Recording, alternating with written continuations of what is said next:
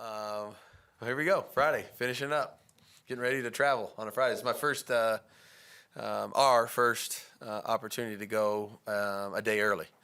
So this is a little bit of a different process, but normal Friday morning, and then we'll kind of clean up after practice and get to the airport and then head to Nashville. So looking forward to it.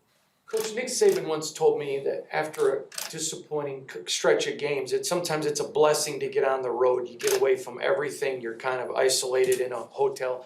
Do you think that's still true at the professional level?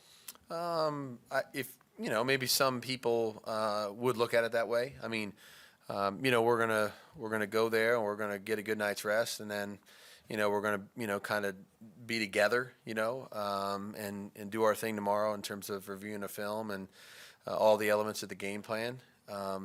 Whenever you go on the road, there's always a little less distraction relative to who's in town or who's coming into the game and those kind of things. So there may be something to that, but I love being at home and playing at home. Obviously, last week, loved our environment here, and but at the same time, I think you embrace it all. We're looking forward to the opportunity to go and spend some quality time together and just nail down the game plan and get ourselves ready to go. We know this is going to be a tough game, and hopefully we use the time wisely. Josh, I know Hunter Renfro's status is kind of up in the air, but how much does it help having a receiver like Devontae, who's pretty much equally as effective as he is outside as inside? Yeah, I mean, you always try to build depth on your roster so that you can accommodate situations like this. Tay obviously can move around the formation. We've seen Mac move around the formation too. Keelan is going to do the same thing. Our tight ends are kind of versatile in that regard too. So we've tried to preach since we got here, let's learn the concept, not one spot in the concept, because these things are going to happen a lot. Same thing defensively, linebackers, safeties, et cetera, could play different spots. And if you're just focusing on one small part of the call or the scheme, then when you have to get put into a different spot, it's almost like you have to relearn it all over again. And so from the beginning, we've kind of preached, let's learn the why and the whole concept, a big picture, because this could happen in a game too, or all of a sudden you practiced it one way and then you have an injury or two, and now all of a sudden you're shuffling it in the middle of the first or second quarter, and you don't have time to have a week of practice and 4 meetings before you have to go back out there. So our guys have been great in terms of learning the big picture, and if that is something that happens this week and he can't go, then we'll be able to accommodate that with some other bodies. What would be the timeline for him to be able to clear protocol and then be able to play? I mean, we'll take it all the way until we have to make the call on Sunday. So it's totally out of our hands, and we absolutely want to make sure that number one priority is the health of the player. So we'll do everything by the book in that regard, and when the doctors and physicians and the specialists tell us that it's clear and we're good to go, then we'll try to make a good decision on that. Of course, you have a very physically demanding back coming up in Derrick Henry. However, the past couple of weeks you've done pretty well against very good running backs as well. Can you just talk about what you've liked from the interior defensive line and stopping the run in the past 2 weeks? Yeah, it's a challenge every week in our league, and there's a lot of physical backs now, and there's a different style of run game each week. Last week's run game was a little different than this week's relative to what we're going to see and how we're going to have to defend it. I thought our guys have tried to, play vertical into the defense and try to, knock some of the line of scrimmage back. That's difficult to do on a play-to-play basis in this league because there's good linemen, good tight ends, good fullbacks that are trying to, create openings for the backs too. So it's a team thing.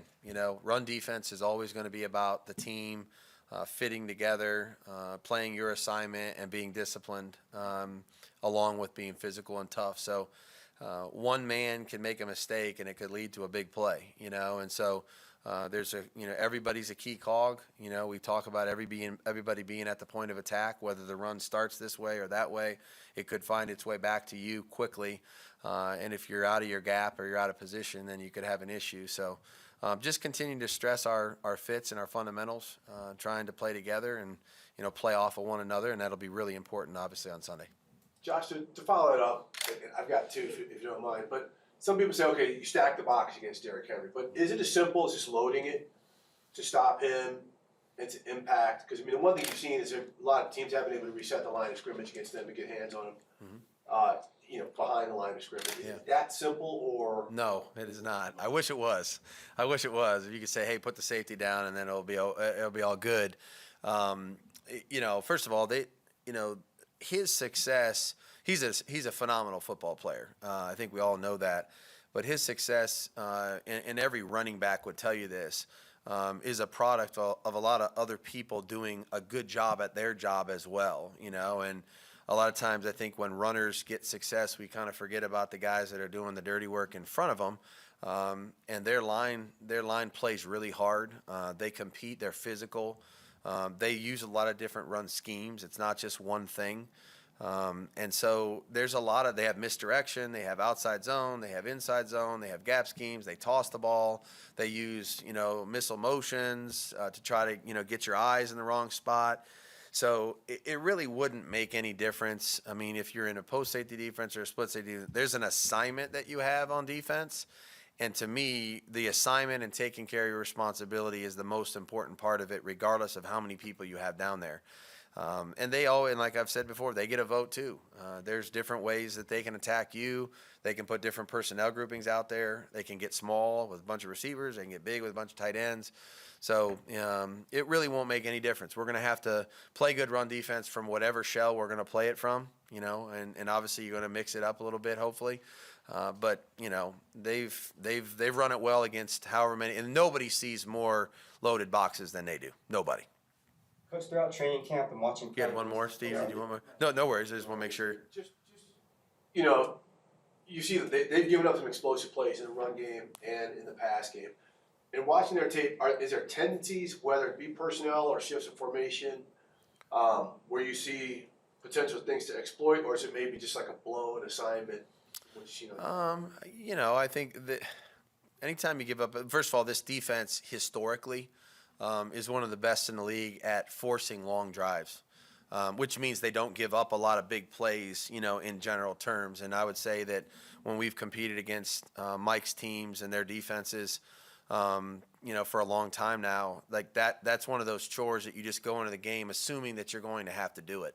It's not going to be 3 plays and score. It's going to be 10 plays, 11 plays, 9 plays, 2 third-down conversions, something like that. They make you go the long, hard way most of the time. So there's nothing that I would say, oh, wow, they really struggle with this. This is a sound defense.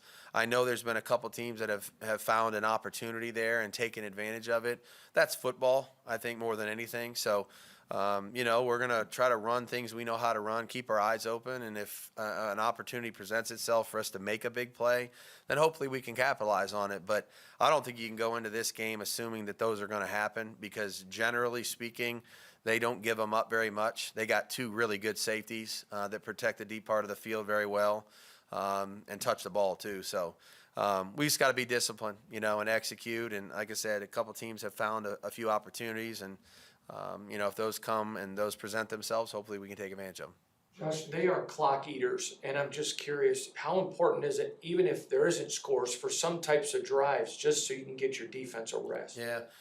There's been really good stretches for us where we've had the ball a lot this year, and then there's been some stretches where we haven't maintained possession as much as we really would like to. So we know that it's a tug of war from the opening kickoff to get control of the game with this team, and they were second in the league, I think, in time of possession last year for a reason, because they can you produce on first down.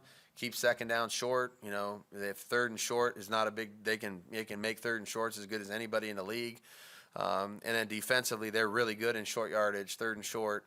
Don't give up a lot of big plays, like I said. So we're going to have to execute. There's no shortcut around this one. If we want to have an equal time of possession, or perhaps gain an advantage there and make sure that we're balanced, with who's on the field. We're going to have to do a good job of executing offensively. And it's not going to be, like I said, it's not going to be easy. Run or pass, and they force you to drive the ball. So our execution is going to be at a premium, no doubt about it, if we want to have time possession. Coach, throughout training camp and watching practice, one thing that I noticed is your team is physically tough, but more importantly, mentally tough. Can you talk about the mental toughness that your team has and how that can help when facing adversity?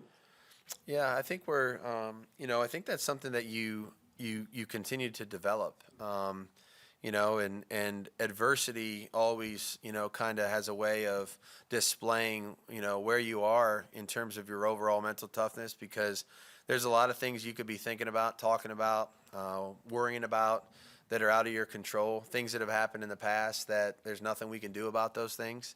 And really what it comes back to is, can you focus on the day at hand, the task at hand, and what you're getting ready to prepare yourself to do. So I love our approach, our outlet. I think our team has a really good mindset going into this game. We know it's going to be a big challenge. It's a new opponent for us. They've really spent a lot of time learning them. And go out there on Wednesday practicing pads. I thought they responded, to that really well. And again, this is going to be a physical game, so those are things you got to do. So our leadership has been great, in the locker room, and I think that will continue. Coach, has your offense evolved in the way that you thought it would, as far as them picking up your offense really quickly and kind of in the vision that you see for them? Yeah, I think that just the overall communication, terminology, and foundation, I have no issues with that. Our guys, it's a lot of that's the same, from when we started in April. So what we will ultimately end up being, or what we will ultimately end up finding the most success doing, I don't think we know what the answer to that is yet. We're trying to get good at everything, which is what every team and staff, I think, is, trying to do and accomplish at this point in time of the year. There's definitely room for improvement in each area. And again, hopefully as we go, those things will start to stand out to us more and more, pretty good in this area, pretty good here. Maybe we need to do a little less of this, it's not as productive. But that's what we self-scout for every week. That's what we try to keep in mind as we go forward and make decisions about the game plan. And hopefully, like I said, our best football is yet to come. Coach, obviously, winning in this league takes all 53 guys doing their job and kind of being on the same page. But when you're in a spot like this, coming off the loss of last week and, trying to find that first victory, is it incumbent on the captains, the stars, the big voices to, kind of make a stand and kind of take you guys to that next step? I think our team in general has had a really good outlook on handling situations like this, and we've had a bad practice before. We've had a bad few practices, during the course of the spring or training camp, and they present opportunities for you to do the same thing. And so I think our captains have done a phenomenal job of trying to set an example of the way that they want things done. I think their work ethic as a team, our guys come in every day ready to go. They were prepared on Wednesday. They're prepared this morning. So, I think that's probably a little too much to say it falls on, a handful of guys. 53 guys need to do their job and 11 guys on every play. So there's a lot of people that need to come through for us to have success. And again, but I think our leaders have done a good job of their job. And we all have to do a really important job on Sunday. You're talking about how the Titans defense kind of makes you string along very long drives. How beneficial is it for you to have 4 or 5 quality running backs that really help with time of possession, really move the ball down the field like that? Yeah, our depth in the backfield has already, been challenged a little bit, which with a few things here and there, injuries wise.